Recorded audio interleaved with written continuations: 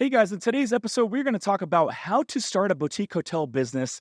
We're going to talk about why hotels, how much they cost, how to run it, and even how to find partners to fund your own deals. For anyone that doesn't know who I am, my name is Rich Summers. 5 years ago, I was working full time as an air traffic controller, controlling airplanes. I didn't know anything about real estate. I didn't know anything about business. And today, I own 4 boutique hotels in a fund and control $80 million of real estate between apartments, Airbnbs, and boutique hotels. And I will say that it's completely changed my life in the last 5 years. And the ability to get into real estate investing and buy real assets and produce income, cash flow, and financial freedom has been second to none. So super excited to share a lot of my findings with you today. So first off, the biggest question that you got to ask yourself is why hotels? Why boutique hotels? First off, we got 40 million baby boomers retiring in the next 7 years. This is going to be the greatest transfer of wealth in American history. It is about to go down. And it's important to remember, it's estimated that 25% of the boutique hotels out there that are priced $10 million and under are owned by these retiring boomers. A lot of their properties are tired. They haven't been renovated in decades, which leaves us a massive opportunity to come in and renovate these properties and implement a lot of technology and marketing in order to increase the income and essentially force our appreciation. The second reason is we got tightening Airbnb regulations occurring in a lot of markets around the country right now. We just saw what happened in New York City not too long ago, where they regulated Airbnbs. And also what happened here in San Diego, which is where we live, regulated Airbnbs. And so as more and more markets continue to regulate the Airbnbs and the short-term rentals, it's bringing more demand back to the boutique hotels, which is increasing the value and the income these properties produce and essentially making them more appealing for a real estate investor.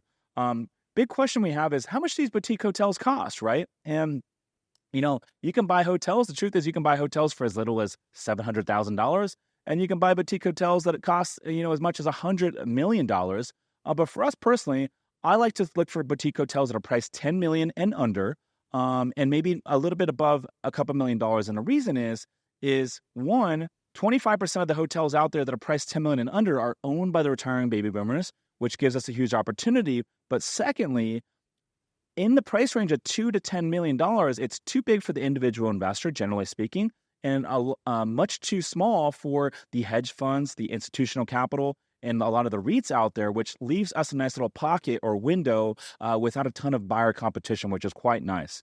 For example, one of the first hotels that I bought is called the Black Sands Inn, located up in Shelter Cove, California, 10 units, beachfront. All the units are large with living rooms, full kitchens. All of them have ocean views. That particular hotel, 2003 built, bought that one for $1.53 million. The seller financed 70% of it, and we raised the rest from investors. And for the renovation, the holding costs, all of that, we raised from investors. And 12 months later, through our operations, we bought that property for 1.53. 12 months later, it appraised at 4.5 and a quarter. So we essentially 3x the value of that property in just 12 months' time. Another example of another deal that we recently bought, is the most recent one we bought, is Hotel Dega, which was also called the Bodega Coast Inn and Suites up in Bodega Bay, Sonoma Coast. This is Northern California wine country, 44 units. This particular property was built in 1988 and developed by the family. It had never sold until we bought it earlier this year. We bought this one for 6.9 and a quarter after the seller credit.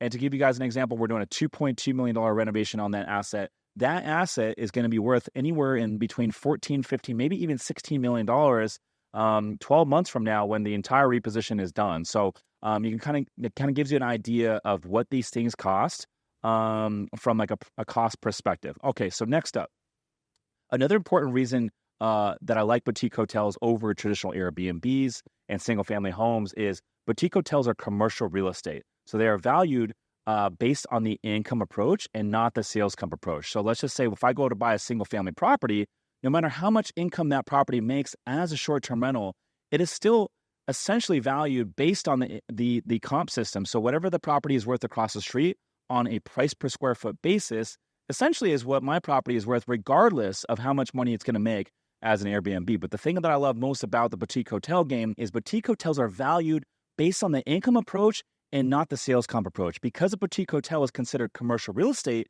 and not residential real estate, the more I can increase the income and the more I can decrease the expenses, the more I can force my appreciation, giving me more control of the property. So, for example, a traditional Airbnb, let's say that we go and buy a single family house, no matter how much that single family house makes as an Airbnb, it's still going to be worth, generally speaking, the same amount of money as that house sold for across the street on a per square foot basis.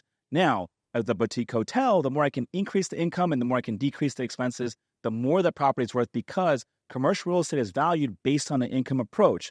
The net operating income divided by cap rate equals value. So one of the plays that I love most about the boutique hotels is we can operate these properties remotely. I'm going to give you a cool example right here that ties into the formula. Because we can operate these properties remotely, we can take the innkeeper suite and renovate it and bring it online for additional revenue. But also, we can eliminate the expense of having an on-site manager manage the property, because we're now operating these properties remotely with a self-check-in, self-checkout model. And so let's just say, for example, we buy a boutique hotel and we take the innkeeper suite, we renovate it, we bring it online for additional revenue. And let's just say after expenses, cleaning costs, all that sort of stuff, supplies, this additional unit is now going to bring us an extra $40,000 of revenue every single year. That $40,000 drops to the bottom line. And then let's just say, because we are operating remotely, we can now eliminate the expense of having an on-site manager. And let's just say that on-site manager is making $50,000 a year. This is an additional $90,000 a year that drops to the bottom line. Let's just say the hotel cap rate in this particular market is 8%. That $90,000 increase in NOI divided by an 8% cap rate equals $1.125 million. So we essentially put a little bit of money into renovating the unit, right? And often these managers' suites, the innkeeper suites, are the nicest properties or the nicest units on the property. Often they're 1 to even 2 bedrooms, full living rooms, kitchens, really, really nice. And so now let's just say that we put $50,000 into renovating that unit. For a $50,000 investment, we are going to be forcing $1.125 million of appreciation. And that's the true value. That is the magic of commercial real estate and why boutique hotels. Once you understand that, it should be a light bulb that turns on for you. Next up, what kind of hotels are we targeting? For me, what's a good deal? What's not a good deal? For me, I like to consider a good deal a hotel that we can buy that's underperforming, and through our renovation plan and through our marketing plan, something that where we can at least double the value of the property within an 18-month time frame, right? If we can 3x it, even better. But if we can double it, to me, that's a good deal. There's two things that I look for in order to buy a deal right now in today's climate. It's important to remember we are in a high interest rate environment, right? And so for me to do a deal, 1, I need to be able to buy it at a discount, and 2, I need to be able to add tremendous value. And the third thing that I'll throw in there, and this is kind of a given, is I always want to buy in a good location. We love buying good assets in good locations to where we can hold these assets long term. We can let time do its thing. We can let inflation do its thing.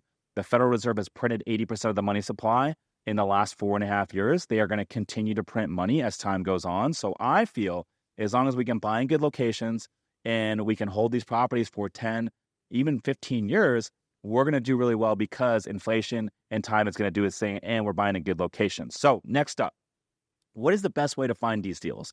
Okay, there's a couple of things that I look for. So the first thing you want to do is get very clear as a hotel operator is, what is my search criteria? So you got to get down to the nitty gritty as well. So first off, what types of areas are you going to look to buy in? Are you going to go buy near national parks in the middle of the country, mountain regions? Are you going to want to buy coastal properties near the beach where people like to travel and visit, warm climates, cold climates? But also, what does the politics look like in the area that you're looking at? So for me, unlike traditional real estate investing and unlike traditional multifamily investing, traditional apartment investors and long-term rental investors, they like to look in landlord-friendly states for obvious reasons. It's hard to evict a tenant in an area like California. It could take 6 to 8 months to evict a tenant with the landlord-tenant laws here in a place like California. However, with boutique hotels, I also think opposite. I like to go into areas that have tightening Airbnb regulations. I like to go into areas that have maybe tend to be tenant-friendly, because those areas like California tend to have more bureaucracy, more red tape, and they tend to have tightening or stricter Airbnb regulations, bringing more demand from the Airbnb to the boutique hotel game, which is an area that I like to go into. I love an area like Scottsdale, Arizona. I have a luxury Airbnb out in Scottsdale, Arizona that does very, very well. It does about $600,000 a year in top line revenue. But I do not want to ever own a boutique hotel in an area like Scottsdale because Scottsdale has 6,000 short-term rentals. I do not want to compete with all of that. So for me, I'd rather go into an area with tight Airbnb regulations or pending Airbnb regulations that are coming down the pipeline, which is going to bring more demand to the hotel and give me less competition with the Airbnbs, which is really the name of the game. So next up, after you get clear with your search criteria, and secondly, real quick, with the search criteria, let me circle back. It's very important to get clear on your purchase price. What is your ability to buy? And then also, how steep of a value add project do you want to take on? Do you want to do a light renovation, which is going to be a light refresh of the design of the furnishing? Or are you comfortable doing a full renovation, gutting the entire property, maybe even moving walls and plumbing around and that sort of thing? So get clear on what that's going to look like for you. Obviously, the more extensive the renovation, the more risk that brings, but also the more upside that brings. And so get clear for this first property or this first hotel for you on the extent of the renovation, your purchase price, and location. Next up, you're going to want to network with brokers. These are the two best ways to find deals. So these hotel brokers, the hospitality brokers, have been spending 5 years, 10 years, even 15 years building the relationships with all these local hotel owners in the given market that you're looking to buy deals in. And so think of them as the gatekeepers. They are the gatekeepers of the deals. And so they know when a seller is finally ready to sell their asset, they are going to list through a broker, generally speaking. 90% plus of all the commercial real estate deals that are done in the marketplace are transacted through a broker. And so if you can become friends with these brokers, you can build out your list of brokers to network with. A lot of it's right time, right place. But if you can get these brokers to trust you as a buyer, and how does a broker trust you? One, you need to give them confidence that you have the ability to take a boutique hotel if they bring you a good deal and you are able to get it under contract, that you have the ability to get this deal to the finish line, because how do brokers get paid? They get paid if a deal gets to the finish line. They have a lot at risk if you get into contract on a boutique hotel and you can't close and you got to fall out of escrow. That broker might burn the relationship with that seller and they might not end up getting the commission on that property. So one, build trust with the brokers, become friends with brokers, build out your broker list. And the second deal, which is my favorite way to find boutique hotels, is going to be a little bit off market. And this is building relationships with bridge lenders that finance these boutique hotels. So one of the deals that we bought in December of 2023, this hotel was up in Lake Chelan, Washington. It was built in 2021. And the developer of this asset got into some trouble. He cross-collateralized some other projects that he had going on. He stopped making his debt service payments. And because I had a good relationship with this lender had funded a couple other deals that we had done. They liked how we operated. They said they came to us November of 23, and they said, hey, Rich, we have a boutique hotel that we're taking back. It's a 2021 construction, and we have to get this off our books by the end of the year. And, oh, by the way, this is in November. And, oh, by the way, we can seller finance this to you. And so we went up and flew up to the area, toured it really quickly, went back and forth with a little bit of negotiation, but I wanted to make this a simple transaction with the lender, because these lenders are only in 65% of the total purchase or value of these properties. When they take back these properties, they can often sell it to you at a massive discount. So because they were not trying to be hotel operators, they knew that they could have got more money in the open market. They would rather sell this property to someone that they liked and trusted, and someone they felt confident that would be able to take this project to where it is now, to a nice exit to where we can either refi or sell them and they can recapture their loan and get their capital back. And so they decided to go with us. They gave us 0% financing for the first 7 months. And then that financing went to 5.9%. They gave us a 2-year note. And because it's a brand new boutique hotel, we treated this hotel like a brand new construction. Literally, all we had to do was add a pickleball court. We rebranded the property. We did some new signage. We took it from Manson Bay Suites to the Lodge, Lake Chelan, and added some more furnishings, some pool furnishings, some cabanas, and really gave it a nice little light refresh. And really only injected a couple $100,000 of renovation and improvement capital into this asset. And now we're going to look to refinance this asset into some long-term debt. This thing appraised for $7.5 million in 2021 when it was built. And we ended up buying it from our lender after the seller credit for about 4.8 and some change. So think about that discount. And this was all because we built our relationship with our bridge lender. So for you guys looking to go buy boutique hotels, I would say, don't overlook the ability to go out and build relationships with all these bridge lenders out there that loan on hotels, because these folks always have deals that go bad. And when they go bad and they hit their bad basket, you want to be on that short list of investors that they're going to hit up. And that's how we were able to find this deal. And I will continue to buy more deals from these relationships that I have built out with specific bridge lenders. And it's a great way for you to find deals. Next up, how do we run these boutique hotels? Well, first off, there's two ways you can go about it. One, you can hire a third-party property manager, or you can self-manage, which is what we do. So one of our businesses is we have a property management business, and so we manage boutique hotels and short-term rentals. It is a lot of headaches that goes into it, so I wouldn't say that it's necessarily going to be a fit for you, but I would say that if you are scaling your portfolio and you want to buy a lot of hotels and you want to buy and operate a lot of short-term rentals, then it would probably make sense for you to start building out your own property management business.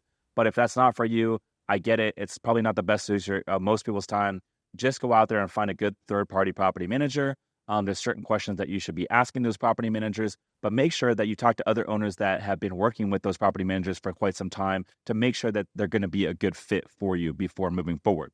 And then next up, two things that we like to go heavy on is, one, the marketing. So social media is a big play right now. Personal branding is a big play. But more importantly, if you're buying real estate, your real estate should have an Instagram account. It should have a social media account, and you should be shooting content. You should be marketing at all costs for these properties, especially if you're in the hotel game. So all of our boutique hotels have their own personal Instagram account, and we do heavy social media marketing.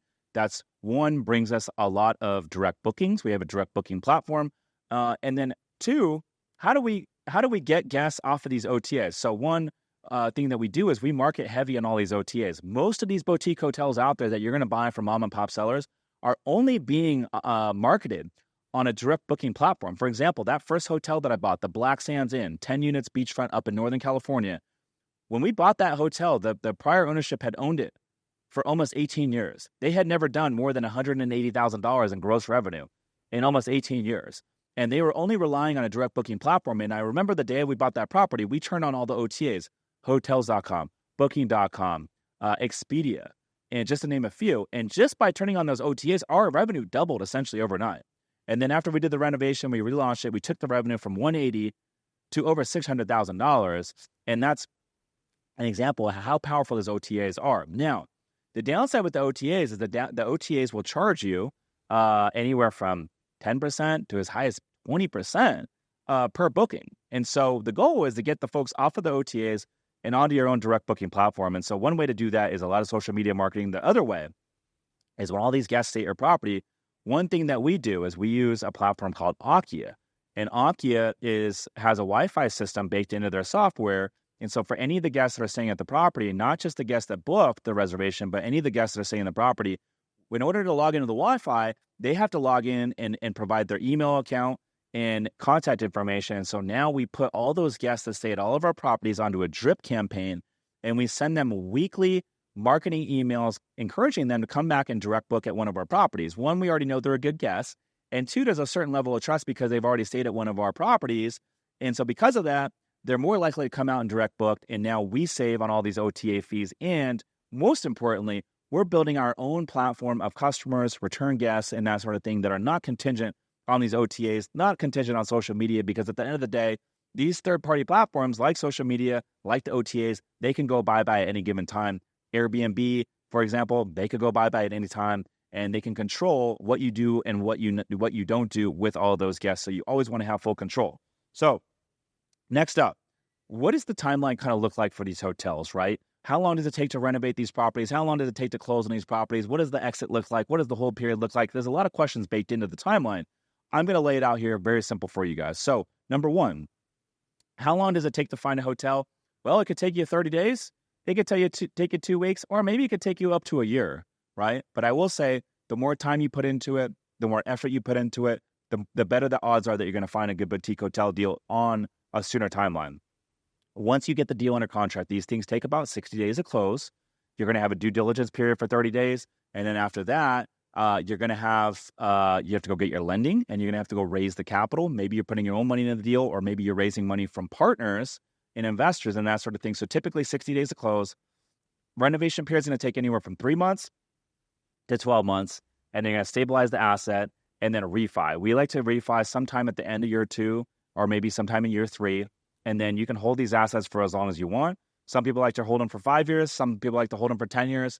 Maybe you decide to hold these things for 15 plus. For us, personally, we're buying these deals, we're renovating them, and sometime in year 3, we're doing some sort of cash out refinance at a higher valuation where we're pulling a lot of our money out, returning a big chunk of money to our investors.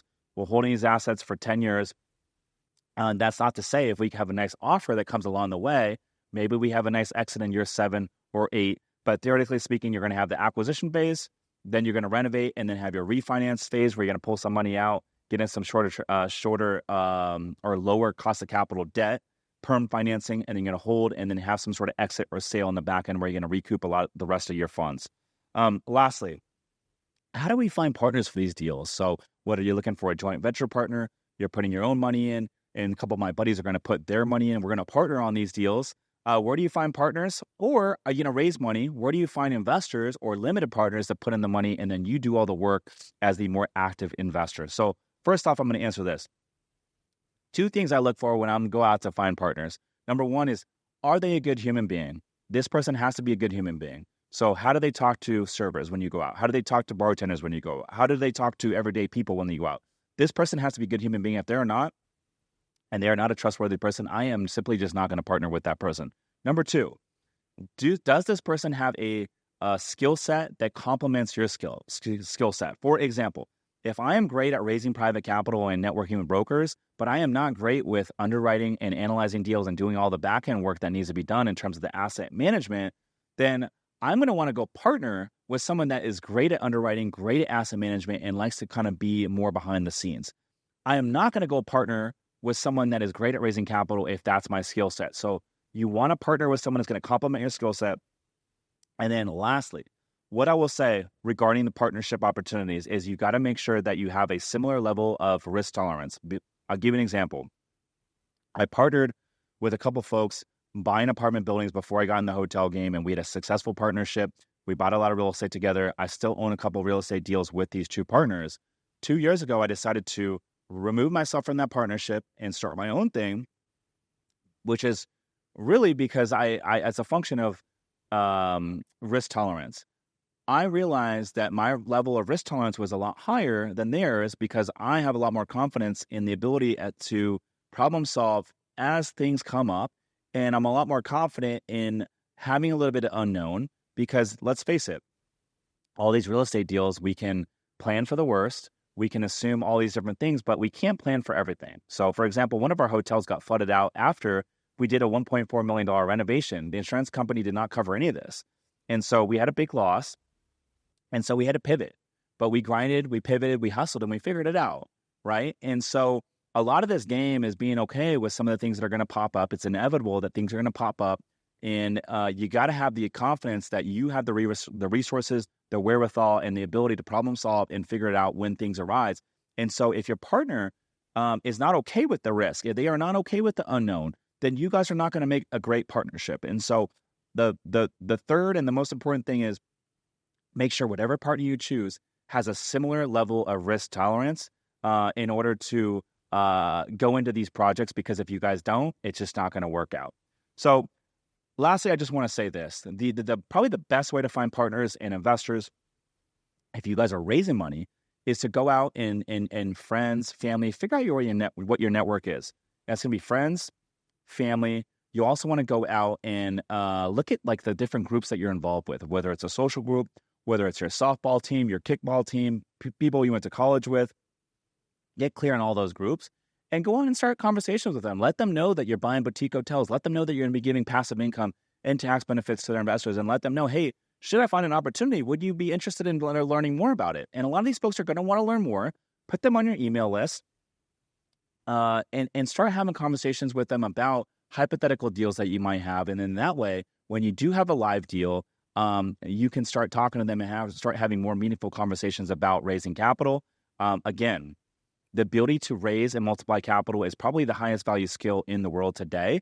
And there's a lot of different techniques that you can use, such as social media content, doing property tours, starting a YouTube channel, starting a podcast. Podcasts are a great way to bring in investor capital. Personally, we've raised, $10 million plus over the last 12 to 18 months, solely through a lot of social media, meetups, podcasting, and really building the personal brand. So I would not overlook the personal brand aspect, but a lot of it comes down to personal network. I'm going out there and shaking hands. I always say, if you're not getting the deals that you want to be buying and you don't have the ability to raise the capital you want to be raising to buy these deals, it's simply because not enough people know you. It's simply because you need to go out there and shake more hands. And so lastly, I'll say this. The best way to find partners, the best way to learn how to do this, the best way to take your game to the next level is to join communities out there. There's a lot of different communities out there, but we have the top boutique hotel investing community called hotelinvesting.com. Our mastermind, we got 60 plus members now. We actually, two of our members just closed on another hotel this morning, making it 31 boutique hotels owned collectively amongst our group. There's partnership opportunities. We have 9 hotels currently under contract being bought right now. It's a group of action takers, a group of people that are forward-thinking, like-minded individuals, and we teach the A to Z, how to buy these hotels, how to source the deals, how to renovate them, how to manage them, how to raise the capital, literally the A to Z. So you don't have to do it alone. You have the accountability, the ability to go in and being plugged into a group of people that are thinking bigger, because a lot of this is mindset and accountability and support, and we have it all. So if you want to learn more on how you can participate and join our group, hotelinvesting.com to book a free call with our team. Again, that's hotelinvesting.com to book a free call with our team. I hope you guys found this useful. If you guys like this episode and you want to see more of it, go ahead and drop a review, and don't forget to like and subscribe. I'm Rich Summers. Thank you for tuning in. We'll see you in the next one. Peace.